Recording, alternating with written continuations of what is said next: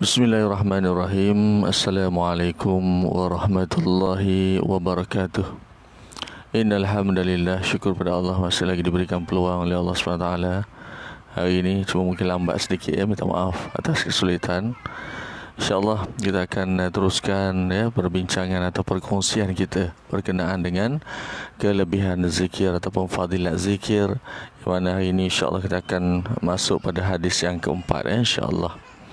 Dan sebelum itu insyaAllah seperti biasa, Alhamdulillahirrabbilalamin, wassalatu wassalamu ala asyrafil anbiya wal mursalin Sayyidina Muhammad wa ala alihi wa sahbihi ajma'in.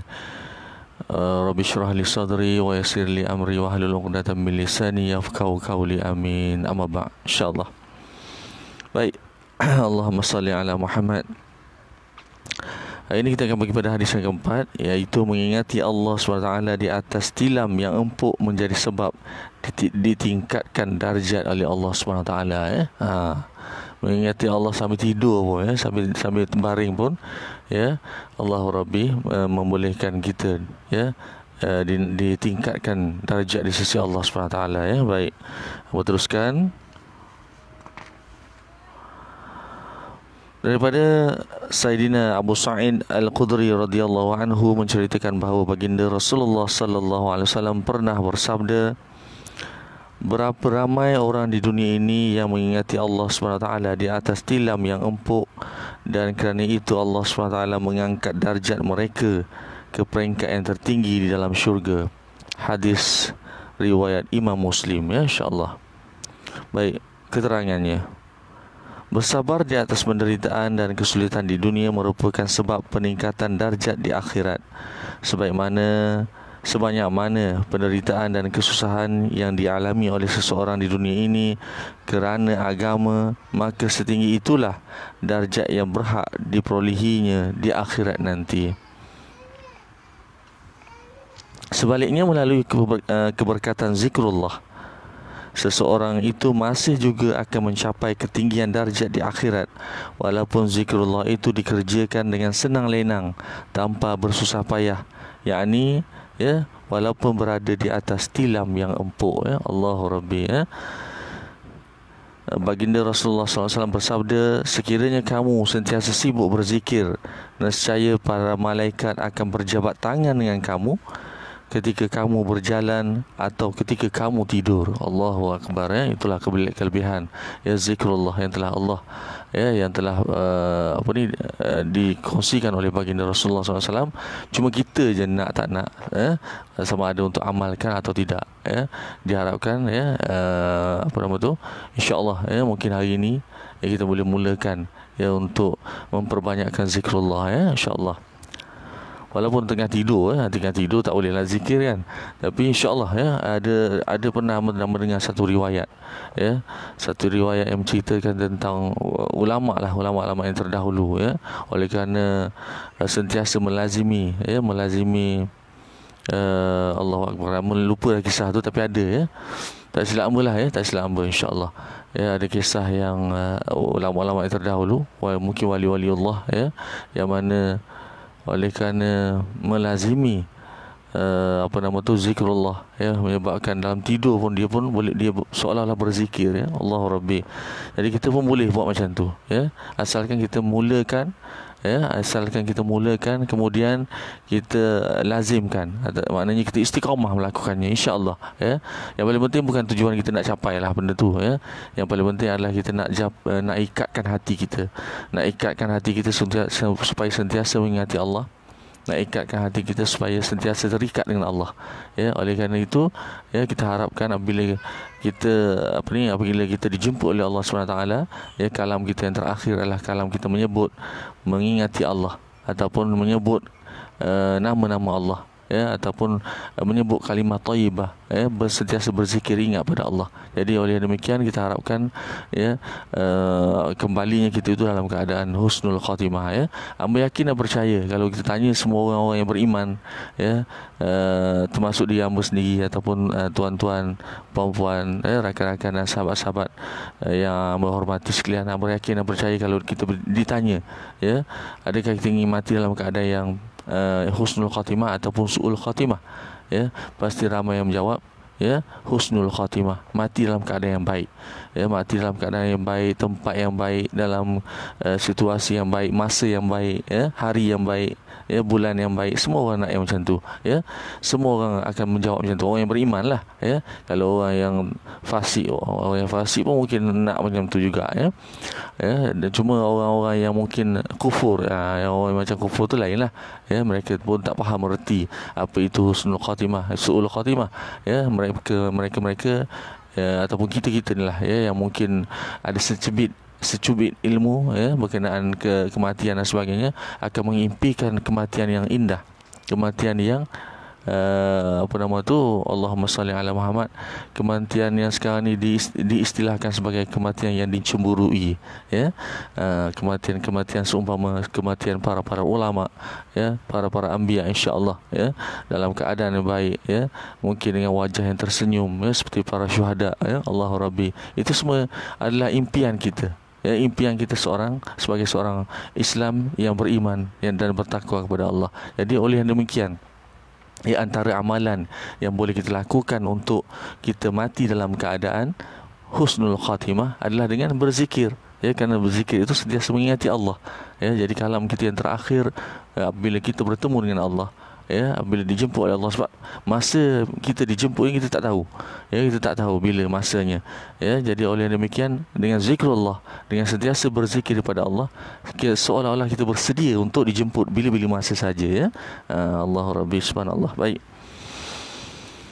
dalam sebuah hadis baginda Rasulullah SAW bersabda, telah maju jauh ke hadapan Mufarrid, ya. Para sahabat bertanya, siapakah Mufarrid? Itu wahai Rasulullah. Baginda Rasulullah SAW menjawab, mereka ialah orang yang berzikir dengan penuh asyik dan cinta kepada Allah. Allahu Akbar, ya. Mufarrid inilah mungkin yang boleh mencapai tahap, ya, wallahu alam, ya, berzikir dalam keadaan yang tidur pun boleh berzikir. Allahu Rabbi, subhanallah, ya, subhanallah. Baik, berdasarkan hadis ini, ulama tasawuf menulis bahawa tidak harus seseorang pemerintah atau dan hartawan, ya, ditegah daripada berzikrullah, kerana dengan zikrullah itu mereka akan mencapai ketinggian darjat di sisi Allah Subhanahu Wa Taala. Daripada Hazrat ataupun daripada Sayyidina Abu Darda radhiyallahu anhu berkata, kamu hendaklah mengingati Allah Subhanahu Wa Taala dalam keadaan senang dan kelapangan.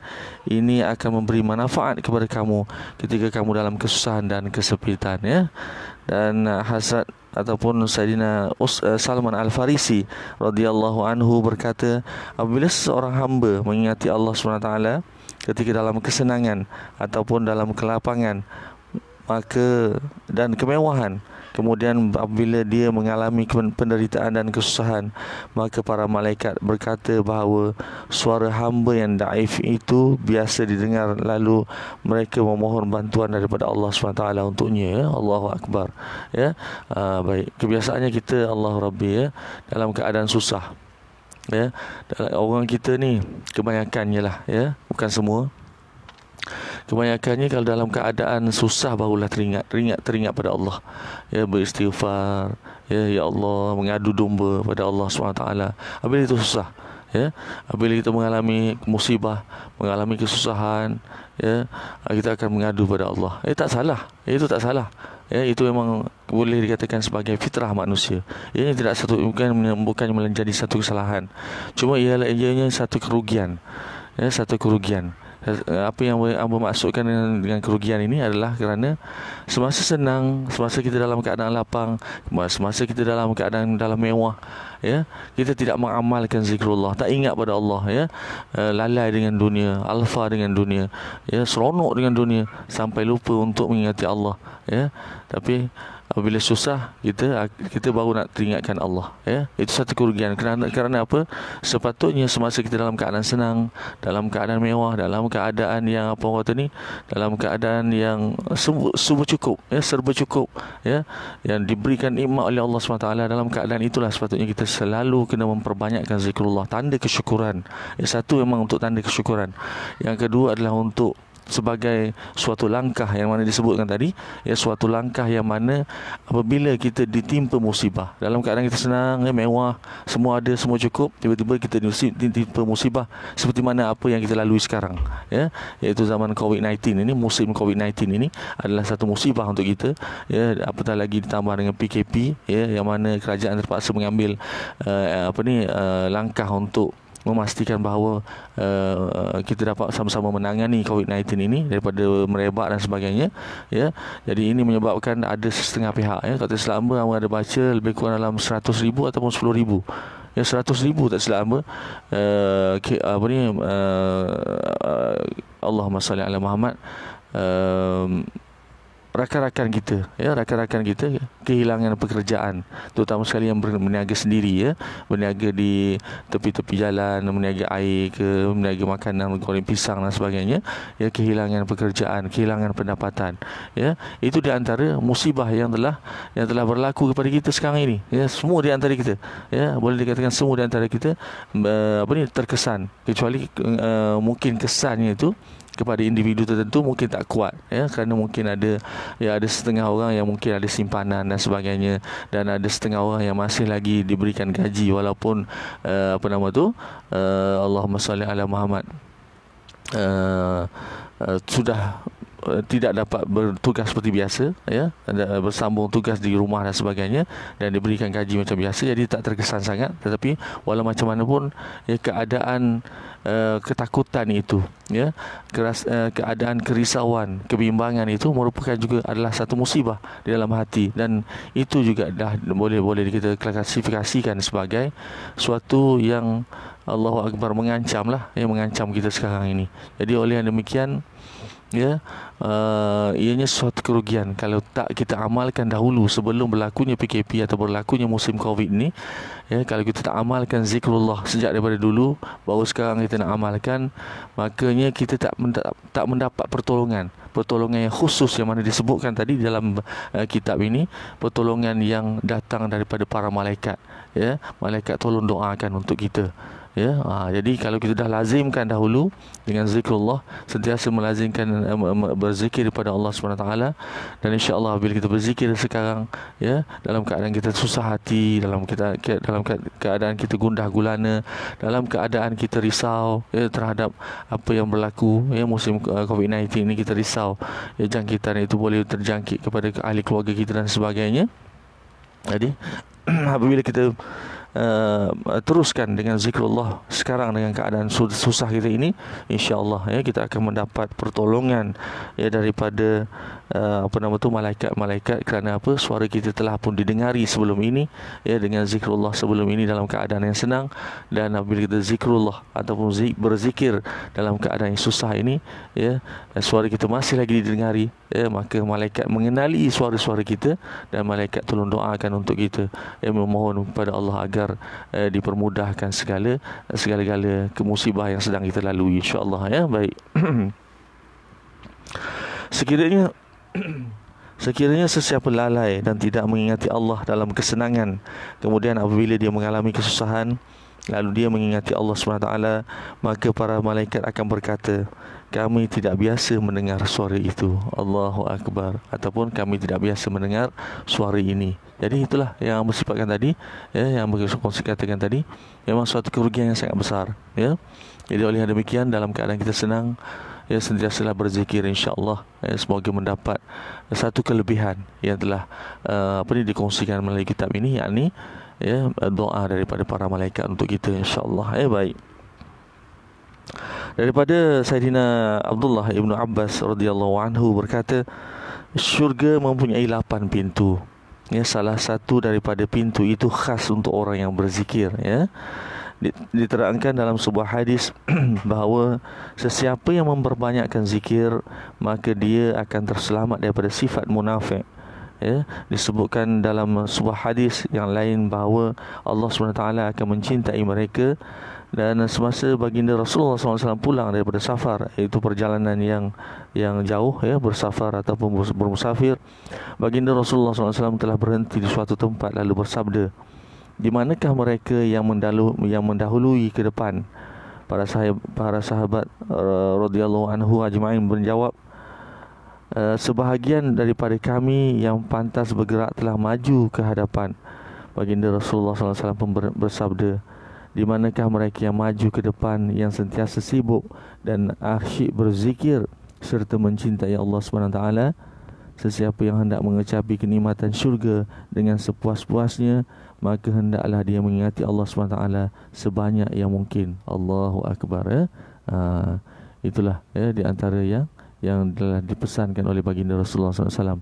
Sesiapa yang nak merasai ataupun menguasai ataupun nak merasai semua, ya, nikmat-nikmat yang ada di dalam syurga dengan sepuas-puasnya, maka banyakkanlah, ya, berzikir, mengingati Allah semasa kita hidup di dunia ini, ya. Seperti mana yang pernah sebut dulu, ya, kita akan ulang-ulang, ya. Tazkirah ni pun memang dalam bentuk ulangan sebenarnya, ya. Supaya kita ingat, letak dalam hati dan letak dalam kepala kita. Ingat dalam hati, ingat dalam kepala, kedua-duanya ingat, ya. Jadi apabila kita ingat, kita insya-Allah, ya, akan melekat dalam hati kita. Apabila kita diulang, kita akan sentiasa ingat, insya-Allah, ya. Macam iklan lah, macam iklan TV contohnya, ya. Iklan TV ni apabila diulang sampai kita dan anak-anak kita pun boleh kadang-kadang boleh hafal lagu, boleh hafal apa nama kata ni, skrip yang diucapkan, ya.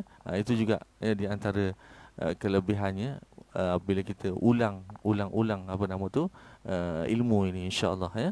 Ulang mendengar, mengulang kaji dan sebagainya akan menyebabkan ilmu itu melekat pada hati dan melekat pada otak ataupun akal kita, insya-Allah, ya. Baik. Jadi oleh yang demikian, sama-samalah, ya, kita sentiasa berada di hadapan dalam berzikrullah, ya, sentiasa melazimkan lidah kita, membasahkan lidah kita, ya, dengan zikrullah, dan insya-Allah, ya, Allah akan dekat dengan kita, pautan hati kita dekat dengan Allah, ada talian hayat kita dengan Allah SWT, ya, maka insya-Allah kehidupan kita di dunia akan lebih mudah, ya, dan kehidupan akhirat pastinya lagi-lagi mudah, ya. Kerana apa? Kerana kita telah ada satu ikatan yang suci, ya, ikatan hati yang bersih. Kerana zikrullah itu akan membersihkan hati, menyucikan hati kita. Dan bila kesucian hati kita ataupun hati kita bersih, ya, daripada sebarang noda, dari sebarang penyakit dan sebagainya, insya-Allah, ya, bukan hanya ibadah zikir itu yang membawa keberkatan atau membawa ikatan yang suci antara kita dengan Allah, tetapi juga segala ibadah yang lain, ya, akan turut sempurna disebabkan oleh kesucian hati kita, ya. Jadi mari kita sama-sama memperbanyakkan zikir, ya. Di samping itu selang-seli dengan selawat dan juga beristighfar, ya. Istighfar pun banyak amat diperlukan juga untuk membersihkan lagi hati kita daripada tumpuk-tumpuk bintik-bintik hitam yang melekat pada hati kita akibat daripada dosa-dosa yang pernah kita lakukan, ya. Allahu Rabbi, dan juga dosa-dosa yang akan kita lakukan, ya, sebab kita manusia biasa, ya, pastinya tidak akan berhenti daripada melakukan dosa, sama ada dosa kecil atau dosa besar lah. Dosa besar tu na'udzubillah min zalik, minta jauh-jauh, ya. Dosa kecil ni mungkin tak dapat kita nak elakkan, tetapi oleh yang demikian itulah tujuannya untuk kita bersentiasa beristighfar, berzikir, berselawat, supaya hati kita sentiasa bersih, ya, mengingati Allah sentiasa, insya-Allah, ya. Baik, sama-sama kita amalkan ingatan khas untuk diri hamba sendiri yang bercakap, dan juga untuk tuan-tuan, puan-puan, rakan-rakan, sahabat-sahabat yang hamba hormati dan hamba kasihi sekalian, insya-Allah, ya. Baik. Okey, untuk tidak membuang masa, ya, sekarang dah pukul berapa, ya? Okey, insya-Allah ada banyak lagi masa, insya-Allah, ya. Sebab sebelum pukul 8 hamba kena berhenti, insya-Allah. Jadi kita teruskan untuk hadis yang kelima, insya-Allah. Hadis yang kelima, orang yang berzikir dan itu hidup, dan yang tidak berzikir itu mati, ya. Orang yang berzikir itu hidup, maka orang yang tidak berzikir itu mati. Apa maksudnya? Insya-Allah kita tengok, ya. Baik, daripada Sayyidina Abu Musa radhiyallahu anhu katanya bahawa baginda Rasulullah SAW bersabda, perbandingan antara orang yang berzikir dengan orang yang tidak berzikir adalah seperti orang yang hidup dengan orang yang mati. Yakni orang yang berzikir itu hidup dan orang yang tidak berzikir itu mati. Hadis riwayat Bukhari dan Muslim, ya. Ini memang hadis yang sahih, ya. Kalau Imam Bukhari dan Muslim memangnya lah, ya, seperti mana kita maklum, ya. Baik, kita teruskan dengan keterangan, ya. Setiap manusia mencintai kehidupannya dan setiap orang juga takutkan mati. baginda Rasulullah sallallahu alaihi wasallam bersabda, sesiapa tidak mengingati Allah SWT walaupun dia hidup, namun keadaannya seperti orang yang telah mati. Allahu Rabbi. Kehidupannya adalah sia-sia. Ya. Kehidupanku itu bukanlah kehidupan. Kehidupan yang sebenarnya ialah apabila seseorang itu dapat bersama dengan kekasihnya. Ini adalah sedikit madah pujangga yang disediakan oleh penulis kitab ini. Ya. Jadi tapi kita jelas sekali di sini bahawa orang yang hidup tetapi tidak berzikir, tidak mengingati Allah, seolah-olah dia telah mati dan hidupnya adalah sia-sia. Walaupun dia seronok dengan kehidupan dia, dia mendapat segala-galanya yang dia nak, tetapi apabila dia tidak berzikir kepada Allah, tidak mengingati Allah, maka kehidupannya seolah-olah dia telah mati. Dan tidak ada apa manfaat kepada dirinya kerana melupakan Allah penciptanya sendiri dan pemberi nikmat dan rahmat yang telah dikecapi dalam kehidupannya. Baik. Setengah ulama berkata bahawa hadis tersebut adalah untuk menerangkan keadaan hati. Sesiapa yang berzikir kepada Allah SWT, hatinya sentiasa hidup, manakala sesiapa yang tidak berzikir kepada Allah SWT, hatinya akan mati. Sebahagian ulama yang lain pula mengatakan bahawa perbandingan ini adalah dari segi manfaat dan bahaya, yakni sesiapa yang menyakiti orang yang berzikir adalah seperti seseorang yang menyakiti orang yang hidup, maka dia pasti akan dibalas dan dia akan menerima akibat daripada perbuatannya. Sesiapa yang menyakiti orang yang tidak berzikir adalah seperti seseorang yang menyakiti orang yang telah mati, yakni orang yang sudah mati tidak boleh bertindak terhadap orang yang menyakitinya. Ini pun suatu ayat statement yang sangat jelas lah. Maknanya bagi mereka yang sesiapa yang menyakiti orang yang berzikir, maka orang yang berzikir itu hidup, maka insya-Allah dia akan dibalas dan akan menerima akibat daripada perbuatannya. Begitu jugalah sebaliknya kepada orang yang tidak berzikir, yang mana orang tak berzikir ni memang orang mati. Maknanya tidak akan ada balasan terhadap apa yang dilakukan terhadap orang yang mati. Kerana dah mati, macam mana nak bertindak kan? Itulah maksudnya. Ulama tasawuf menyatakan bahawa yang dimaksudkan dengan kehidupan di sini ialah kehidupan yang kekal abadi, yakni orang yang banyak berzikir dengan ikhlas tidak akan mati. Bahkan setelah dia meninggal dunia, dia masih juga dikira sebagai seorang yang hidup. Seperti yang disebutkan dalam Al-Quran mengenai orang-orang yang mati syahid. A'udzubillahi minasyaitonirrajim.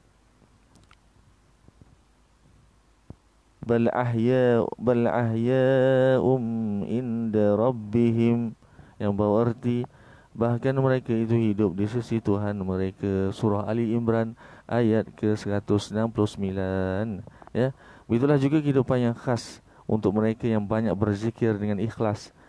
Hakim Tirmizi rahimahullah berkata bahawa zikrullah menyegarkan dan melembutkan hati. Apabila hati lalai daripada mengingati Allah SWT, maka akibat kepanasan nafsu dan api syahwat hati akan mula kering dan menjadi keras, dan anggota-anggota yang lain juga turut akan menjadi keras.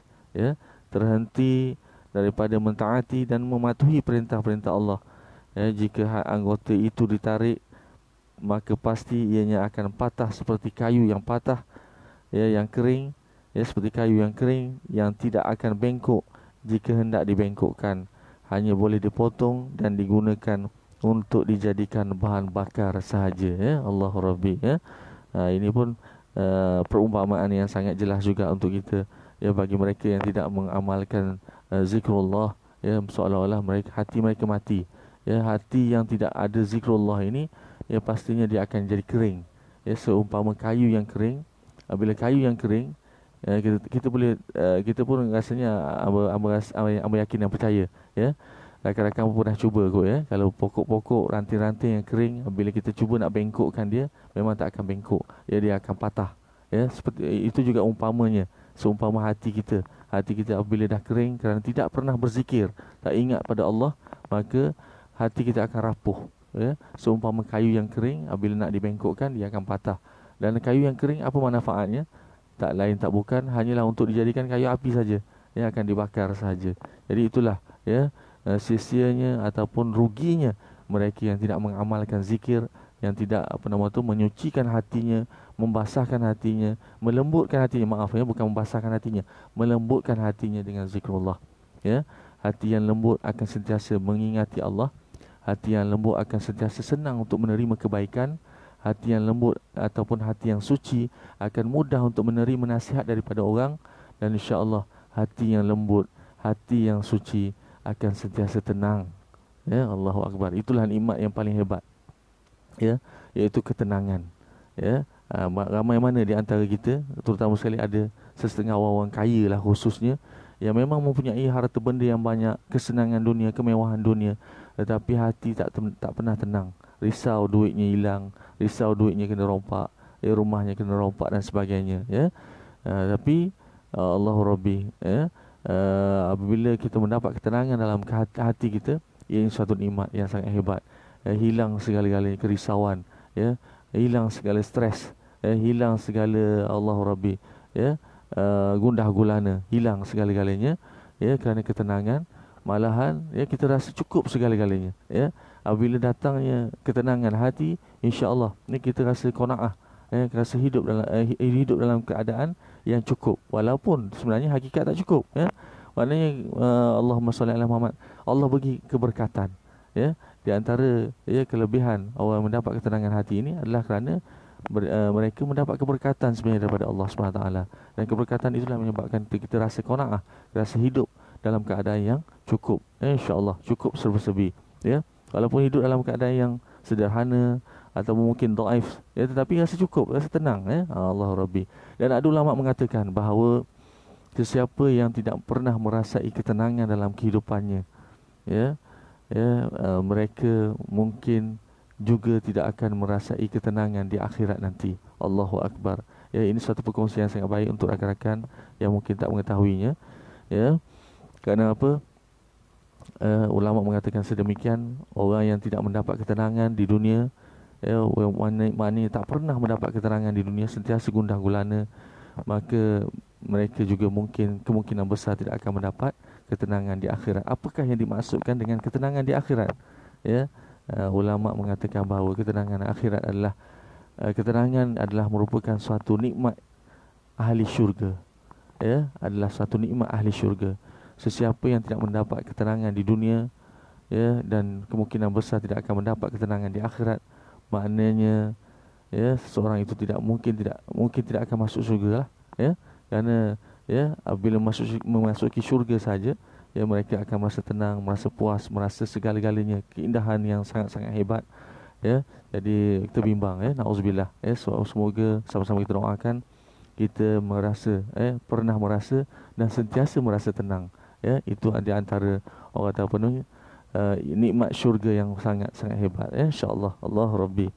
Baik, ada masa lagi insya-Allah. Ya, kita teruskan, ya, insya-Allah dengan hadis yang ke-6. Ya, hadis yang ke-5 keterangan telah pun complete ataupun selesai, ya, insya-Allah.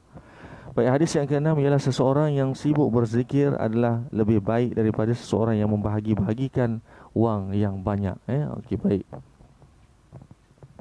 Daripada Sayyidina Abu Musa radhiyallahu anhu meriwayatkan bahawa baginda Rasulullah sallallahu alaihi wasallam bersabda, sekiranya seorang yang di sisinya terdapat banyak wang, duit yang banyak, wang yang banyak, lalu dia membahagi-bahagikan wang tersebut pada jalan Allah SWT, ya, dan seorang lagi sedang sibuk dengan berzikir, maka yang berzikir itu lebih afdal. Ya, baik.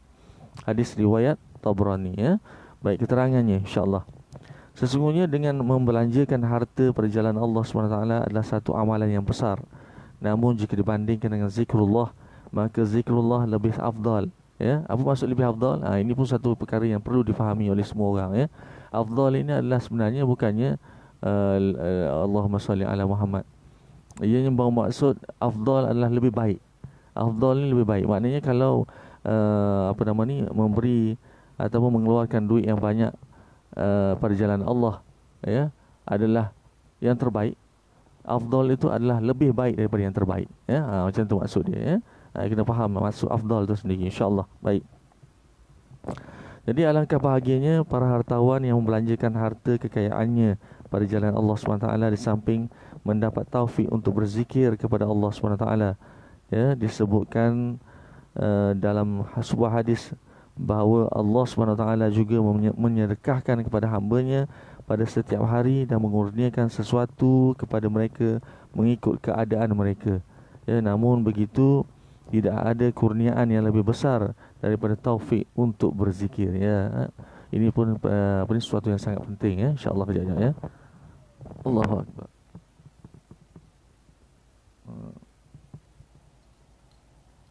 Minta maaf ada gangguan. Ya, cahaya daripada luar masuk jadi silau ya. Baik. Allahumma salli ala Muhammad. Okey, baik. Ya, ini adalah suatu yang sangat penting dalam kehidupan lah, ya, taufik dan hidayah. Ya, hidayah ini jentikan Allah. Allah jentik kepada kita untuk kita ingat melakukan segala kebaikan. Manakala taufik, Allah gerakkan kita untuk buat kebaikan. Jadi Allah sentiasa memberikan taufik kepada kita, hidayah kepada kita, terutama sekali orang-orang yang hartawan yang banyak ni, yang banyak duit, ya, yang sentiasa bersedekah. Tak semestinya hartawan, ya. Kalau kita sendiri pun tak banyak harta pun, tak ada harta pun, ya, tapi kita bersedekah pada jalan Allah SWT, dan kita mengharapkan Allah Taala memberikan sentiasa taufik dan hidayah kepada kita, ya, insya-Allah, ya. Allah akan jentik hati kita dan Allah akan gerakkan anggota kita, ya. Kalau untuk zikrullah, anggota kita adalah lidah kita, ya. Jadi semoga Allah, ya, sentiasa memberikan taufik dan hidayah, ya. Sebab itulah hamba pesan-pesan dahulu, ya, daripada perkongsian kita yang terdahulu, ya, adalah amat penting untuk kita sentiasa meminta kepada Allah, ya, agar diberikan taufik dan hidayah setiap saat. Kerana taufik dan hidayah itulah yang akan menggerakkan hati kita dengan jentikan taufik hidayah, ya, dan kemudian taufik, Allah akan menggerakkan jasad kita, roh kita untuk melakukan kebaikan, melakukan segala amal dan juga amal ibadah lah, ya, termasuk ibadah, ya. Jadi itu sangat penting. Oleh yang demikian, sama-sama, ya, kepada rakan-rakan, tuan-tuan, puan-puan, sahabat-sahabat, ya, sentiasa minta kepada Allah, ya Allah, kurniakanlah aku, berikanlah aku sentiasa setiap saat taufik dan hidayah-Mu, ya Allah, ya. Kerana di sini memang ada niatakan juga, ya, memang jelas sekali dalam hadis, ya, Allah SWT menyatakan bahawa Allah SWT juga menyedekahkan kepada hamba-Nya pada setiap hari dan mengurniakan sesuatu kepada mereka mengikut keadaan mereka. Namun begitu tidak ada kurniaan yang lebih besar, ya, daripada taufik untuk berzikir, ya. Allah jentik hati kita, Allah gerakkan lidah kita, ya, untuk kita berzikir, ya. Tapi untuk itu kita perlu berusaha, ya. Berusaha kita adalah dengan doa. Kembali kepada konsep kita yang semalam kita kongsikan, dan juga konsep yang pernah kita kongsikan dan akan sentiasa kita kongsikan dari semasa ke semasa untuk ingatan kita, iaitu duit, ya, DUIT, duit, doa, usaha, ikhtiar dan tawakal, ya. Doa, usaha, ikhtiar dan tawakal, ya. Bila kita komplitkan semua itu, ya, konsep itu kita pegang, walau dalam urusan apa sekalipun, dalam apa saja yang kita lakukan, insya-Allah, ya, insya-Allah ianya akan lebih mudah. Kerana apa? Kita dah berusaha, kita dah berdoa, kita dah berusaha, kita dah berikhtiar, dan kita tawakal pada Allah, serah diri pada Allah, dan insya-Allah Allah tak akan mensia-siakan usaha kita, ikhtiar kita, ya, dan doa kita, dan juga kebergantungan kita, tawakal kita kepada Allah SWT, insya-Allah, ya. Baik. Orang yang sibuk dengan perniagaan, perdagangan, pertanian dan pekerjaan-pekerjaan yang lain, jika mereka melapangkan sedikit masa untuk berzikir kepada Allah SWT, maka sudah pasti mereka akan memperoleh keuntungan tanpa perlu bersusah payah, ya. Melapangkan masa beberapa jam daripada 24 jam sehari semalam yang telah Allah berikan untuk amalan zikir ini bukanlah satu perkara yang susah, sedangkan masa yang banyak digunakan untuk perbuatan yang sia-sia, ya, dalam kehidupan kita ni bukanlah sukar untuk melapangkan sedikit masa bagi amalan yang akan membawa keuntungan ini, ya. Dalam sebuah hadis baginda Rasulullah SAW bersabda, sebaik-baik hamba Allah ialah yang sentiasa mengambil berat mengenai peredaran bulan, matahari, bintang dan bayang-bayang bagi menentukan waktu untuk berzikir, ya. Allahu Akbar. Ini orang yang terdahululah, ya. Kalau kita tak perlulah, ya, kita tak perlulah untuk tengok matahari, tengok bulan, bintang, bayang-bayang dan sebagainya untuk menentukan masa, ya. Kita dah ada jam, jadi, ya, tengok jam saja. Tapi tak payah tengok jam sebenarnya. Untuk berzikir ni sebenarnya tak payah tengok jam. Sambil lakukan tugasan-tugasan, ya, tugasan-tugasan apa sekalipun, dia office ke, di rumah ke, ya, kalau berada di hadapan laptop dan sebagainya, ya, di hadapan komputer pun kita boleh berzikir, ya. Yang berzikir adalah mulut, lidah kita, ya hati kita, ya yang bekerja berjalan tangan kita, otak kita, ya insya-Allah ya kalau kita boleh buat multitasking ya dalam kehidupan dalam pekerjaan kita, ya apa ni, ianya tak susah untuk kita melakukan multitasking untuk kita berzikir pada Allah ya dalam keadaan kita melakukan tugasan, ya melakukan sesuatu perkara yang lain, ya tapi pada masa yang sama kita berzikir, tidak susah insya-Allah ya. Apatah lagi kita ni ya, apa orang kata ni, warga kota khususnya ya yang sentiasa tersangkut terkandas di dalam kesesakan jalan raya, ya itu adalah suatu masa yang sangat besar yang sebenarnya dikurniakan oleh Allah SWT kepada kita, ya semua kita tak sedar sebenarnya ya. Ya terutama sekali mereka yang mandu di ibu kota Kuala Lumpur ni, di kawasan-kawasan yang jam-jam, yang sesak dan sebagainya, sebenarnya Allah kurniakan masa yang sangat banyak untuk kita untuk berzikir, ya cuma kita tak pernah minta dengan Allah agar dijentik taufik, hidayah dan taufik dalam kepada hati kita untuk kita berzikir. Walhal masa tersebut kadang-kadang kita menghabiskan masa untuk ke pejabat berjam-jam, untuk ke lokasi-lokasi tertentu dalam melakukan tugasan kita berjam-jam, ya ataupun sejam dua lah ya katakanlah ya kalau sekitar Kuala Lumpur ni, ya. Jadi Allahumma salli ala Muhammad, kalaulah di ketika itu, ya di ketika itu kita minta, sebelum itu pun kita pernah minta taufik dan hidayah Allah. Bayangkan ya, apabila Allah berikan taufik kepada kita untuk kita berzikir semasa kita memandu tersebut, bayangkan banyaknya zikrullah yang dapat kita lafazkan di dalam dia menggunakan lidah kita, menggunakan kalam kita, dan banyaknya kalamullah ataupun maaf bukan kalamullah, zikrullah ya yang dapat kita lintaskan dalam hati kita ya. Allahu Akbar. Jadi oleh demikian yang kita dah tahu ni, insya-Allah ya masuk dalam kenderaan saja dalam mandu ya, jangan tak payah buka radio dah ya. Radio tu pun Allahumma salli ala Muhammad ya. Kalau boleh, kalau nak buka lah perlahan kan. Yang paling penting zikrullah ya. Ya seelok-eloknya zikrullah, zikir yang paling hebat adalah yang paling sempurna lah orang kata ya. Apabila lisan kita menuturkan zikrullah, telinga kita mendengar lisan kita, zikir yang kita lafazkan kita dengar dengan telinga kita, dan kita lintaskan dalam hati kita. Ya, dalam hati kita kita lintaskan dalam hati kita. Itulah zikir yang paling sempurna insya-Allah ya.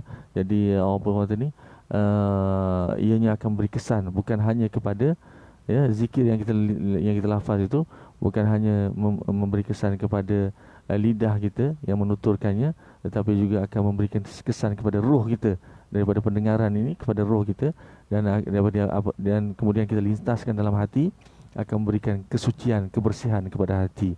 Allahu Rabbi, impaknya sangat besar ya kepada seluruh jasad kita.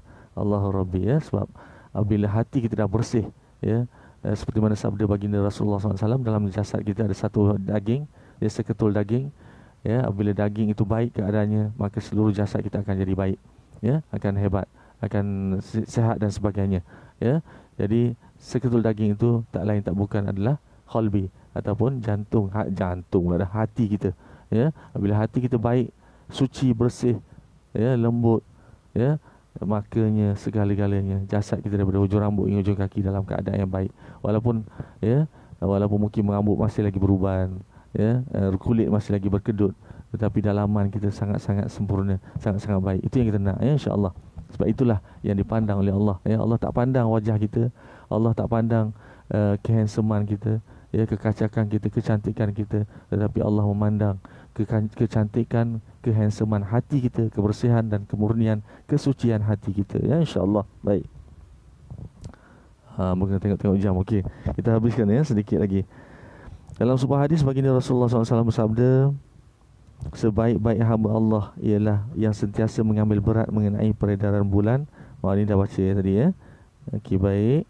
Sesungguhnya pada zaman ini manusia menggunakan jam dengan begitu meluas sekali, sehingga menyebabkan pengetahuan masa menerusi peredaran bulan dan matahari sudah tidak diperlukan lagi. Namun bulan dan matahari masih lagi diperlukan ketika jam rosak atau waktu jam itu tidak tepat, agar masa yang amat berharga tidak disia-siakan. Disebutkan dalam sebuah hadis bahawa jika seseorang berzikir di suatu bahagian pada permukaan bumi ini, maka bahagian bumi itu sehinggalah ketujuh petala bumi akan berbangga ke atas bahagian bumi yang lain ya. Baik, aku sebutkan sekali lagi.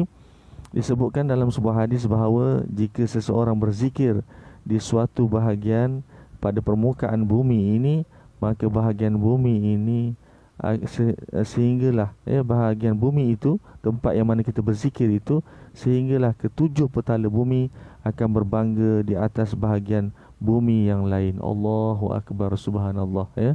Bila kita berada di suatu tempat di atas bumi yang kita pijak tersebut, kita berzikir, kita berzikir, bumi di kawasan tersebut akan berbangga sehingga ketujuh petala bumi. Kita ada 7 petala langit, 7 petala bumi kan. Jadi lapisan bumi sepanjang 7 petala bumi itu akan berbangga akan macam rasa bangga terhadap bumi yang lain ataupun kawasan bumi yang tak dipijak oleh kita. Ya Allahu akbar. Jadi itu betapa besarnya fadilat zikir, yang mana bumi sangat menghargainya. Kalau kita dengar dan kalau kita boleh dengar lah, kita boleh dengar dan kita boleh tahu bumi berkata-kata, ataupun haiwan-haiwan ini, kalau kita dengar mereka berkata-kata, pastinya kehidupan kita ni sentiasa mendengar zikrullah. Allahumma salli ala Muhammad. Baik, itu dah habis untuk keterangan hadis yang ke-6. Alhamdulillah, syukur pada Allah. Dapat kita habiskan lebih kurang dalam 3 hadis pagi ini, insya-Allah. Semoga bermanfaat. Insya-Allah kita akan sambung balik pada hadis yang ke-7 esoknya. Jika dipanjang umur, murah rezeki, kita akan sambung insya-Allah. Sama-sama doakan. Dan oleh kerana masa dah mencemburui kita, dah hampir pukul 8 pun, jam hamba. Tapi jam hamba cepat sikit lah. Tapi ada preparation ataupun persediaan yang perlu hamba lakukan untuk memulakan tugasan. Apapun hamba ucapkan jutaan terima kasih kepada rakan-rakan yang sudi, yang menonton, sama-sama mendapat manfaat daripada perkongsian ini. InsyaAllah jika anda fikirkan, anda rasakan ianya bermanfaat, sama-samalah kongsi-kongsikan insya-Allah. Perkongsian suatu majlis ilmu, perkongsian suatu perkara-perkara ataupun perbincangan-perbincangan yang baik adalah perkongsian yang boleh mendatangkan pahala, walaupun dengan hanya menekan butang share.